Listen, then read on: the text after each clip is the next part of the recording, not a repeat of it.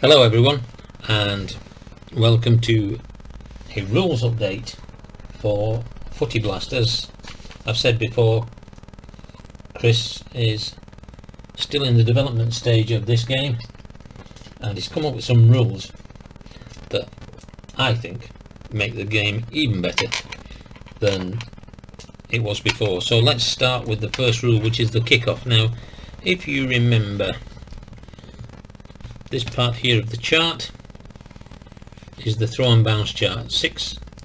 1 to 6 blue dice, roll it, read it off there. If it's 1 to 3, you need the red dice because it's a ruck challenge and the 2 ruckmen get involved.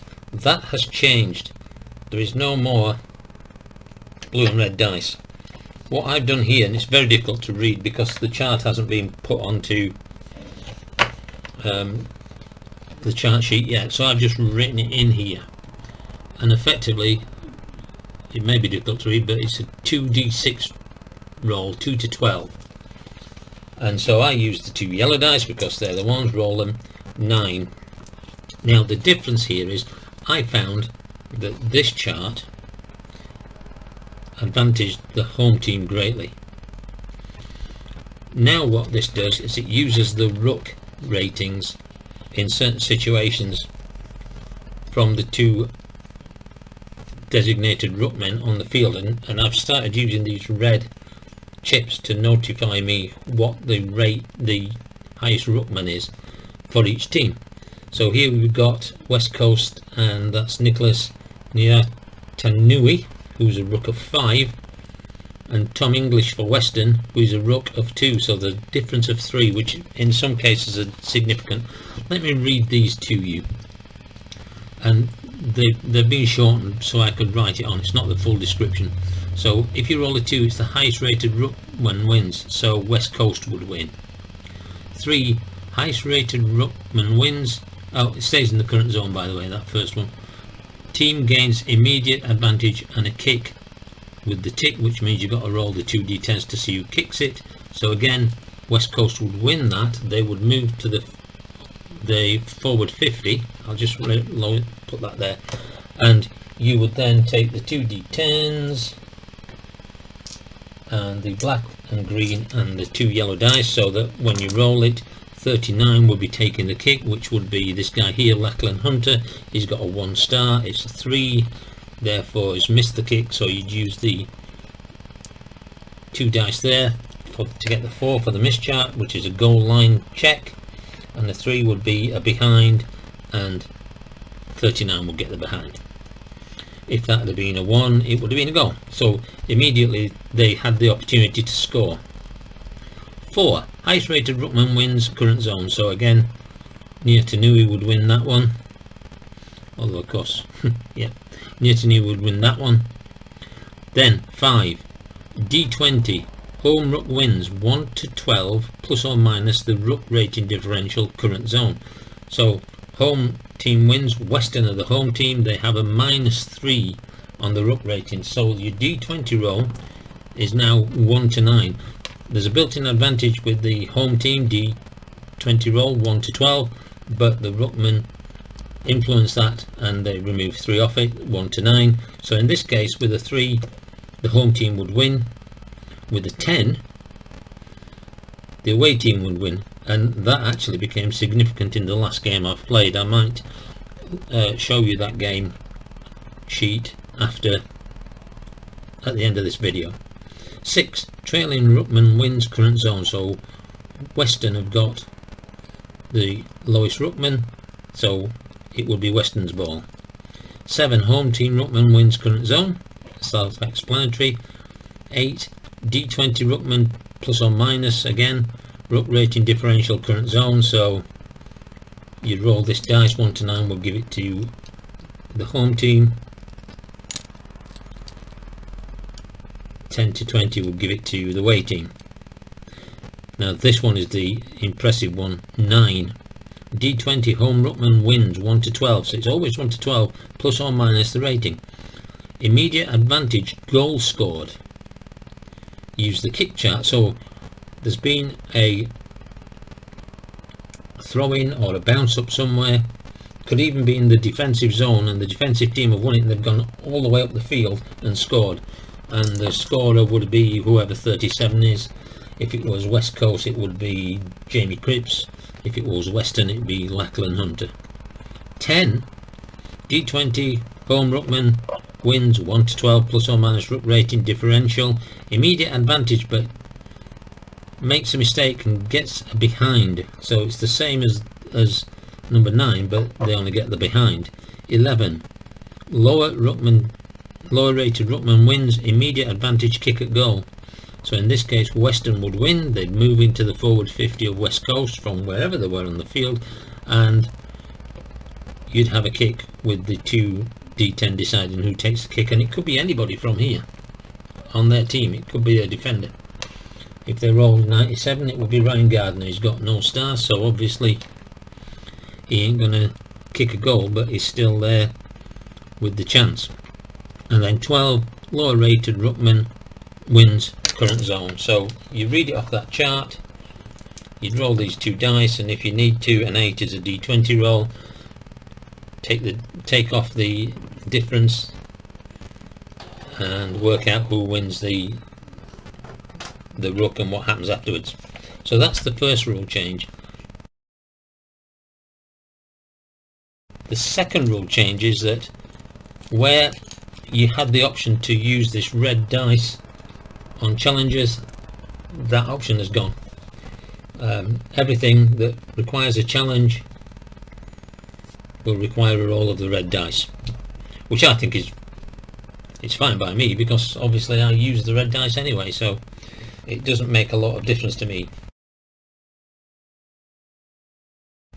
Right, so the next change occurs after a behind has scored, and it's the only time if the kicker kicks and misses, then this doesn't apply. But if, let's say, West Coast come up the field, they have a kick, they miss the goal, but they get a behind, then the rules of the game say that Western would start with a behind, and normally you would then just roll the 2 dice and see what the action is. There is another chart, and again I've written it on this,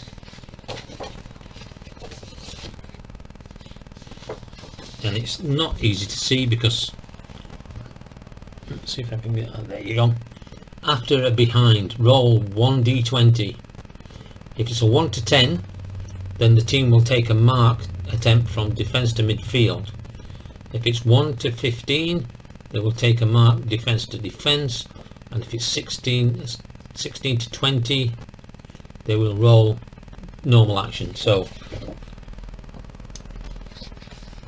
West Coast have scored a behind, we roll the dice at 4, and that would be a mark. So automatically Western would start to try and get a mark, and again you do the usual things for a mark. You roll that, and it'd be number 3 who's got a kick of 0 to number 1 who's got a mark of 2.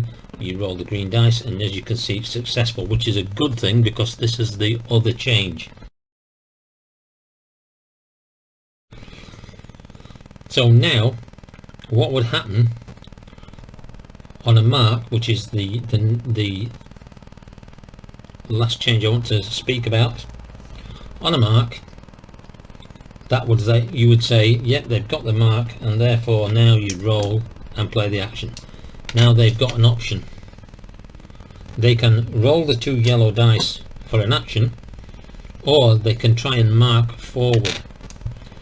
So if they decide to mark forward, and it's up to you how you do it, you can just decide, and you can say, well, he's got a kick of 2, so he's got a good chance to kick it to one of these guys, and they've got some good mark numbers, so it would be a good idea to try and mark forward.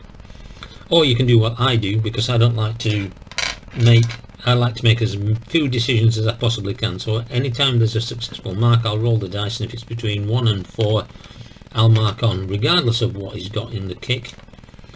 I will move on, but that's my rule. The game rule is you have the choice. Do you want to play an action, or do you want to mark on? So let's say we decide to mark on. Now the rule says use the black dice, roll it, because this guy is going to be the kicker for the second mark.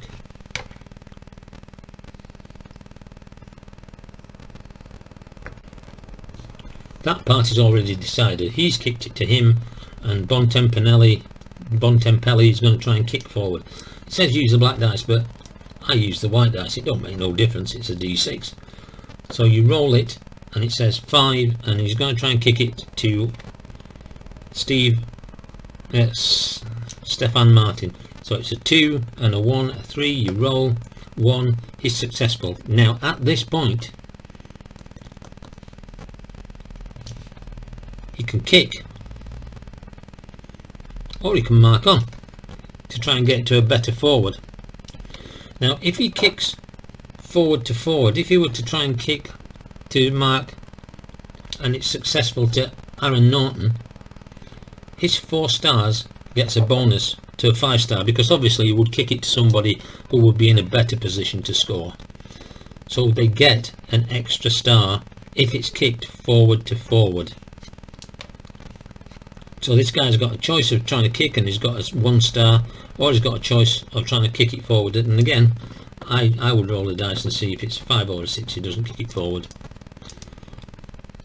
Although I also have a little local rule that says if he's got 2 stars then he's going to kick. So effectively if he's got 1 star, certainly if he's got no star, you would try and kick it forward, because he's going to miss unless he gets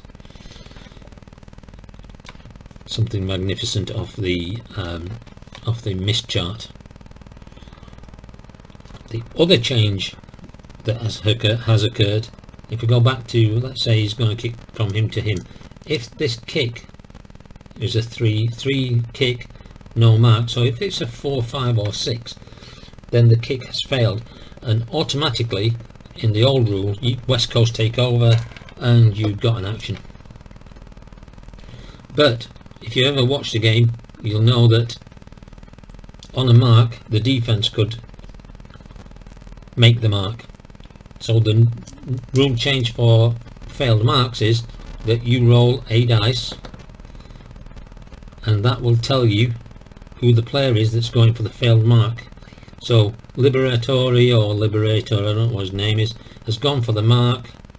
He's missed it, and Duggan, let's pick this guy, Naitanui. So let's say that was a 3, and Naitanui has come in to try and collect the mark. So you roll the green dice, and if that is a 1 or a 2, then Naitanui has made the mark and they take the ball. And I believe the rule says that you can, if you wish, try and mark on from there forward. I don't, I just take it as made the mark and I play the action. If that number is a 4, then nobody's taking the mark and you've got a loose ball and you do what you normally do to resolve the situation. So they are the rule changes that have been made, and it does make this game a lot better. I've really enjoyed playing my last game. I used these new rules and it threw up a brilliant finish to this game that you're seeing on the board. Let me just get this score sheet for you. Let's see if I can zoom into that to make that better and easier to read. So this was the game I played, and as you can see, Western Bulldogs got beat by the West Coast, wherever they are, Eagles, 83-87. But the real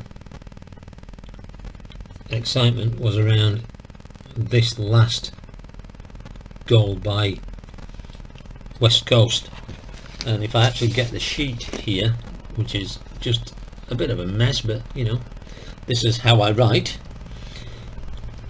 West Coast were trailing by 2 at the last roll, and they rolled a 5, which is a referee's chart, and then they rolled whatever the A is, the out of bounds is, off that chart, which I'll just check for you, is a 7. So the ball went out of bounds for a throw. Rolled the dice and I got the magnificent number 9, which means that the winning team are going to kick a goal. Now 1 to 12 home team, 13 to 20 away team, but West Coast had a +3, so it made it 1 to 9, 11 to 10 to 20, and the D20 was a 10, which meant that West Coast won the throw, got into the forward 50 and kicked a goal to win 83-87. So whereas before, if you got to this last one and you had a kick, then you had a bounce or a throw, the only way you get a chance of a goal is if you rolled a 1 and then won that challenge and you were in mid or forward 50. This new bounce rule means that you can score from anywhere on the field if the number falls for you, and that ended up being a brilliant game and a brilliant finish. And these rules, I think these rules just make it so much better. So there you have it. One more game to play in round 2 of the AFL, and I think that is, if I'm not mistaken, Fremantle and GWS, bottom 2 teams in the league so far. Once you look at the league with the current results from round 2, and then after that I will be doing a round 2 review, and then we'll be back to the Thursday night game for round 3. So I hope you enjoyed this video and hope you like the new rule changes. If you've got the game, then give these new rule changes a go. Chris will probably have sent you the new rules and bounce charts, ball bounce charts. If you haven't got this game, get in contact with Chris. I can assure you, if you love the play game blast games, you'll love this game. I certainly do. Anyway, thank you. Goodbye.